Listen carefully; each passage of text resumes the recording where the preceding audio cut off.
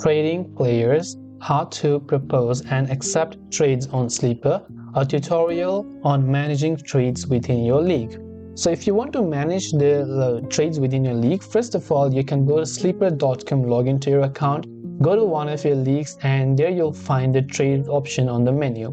Now on the trades option, what you can do from here is you can first of all, you can choose a trade partner. So you can choose the team you want to trade with, and Sleeper allows for multi-team trades, which is a unique feature. You can just click on start trade proposal if you want to, right? In this case, you can actually propose the trade. So on the trade center, you can select the players or assets you want to offer from your team, select the players or assets you want to receive from the other teams, and you can include draft picks in your trade.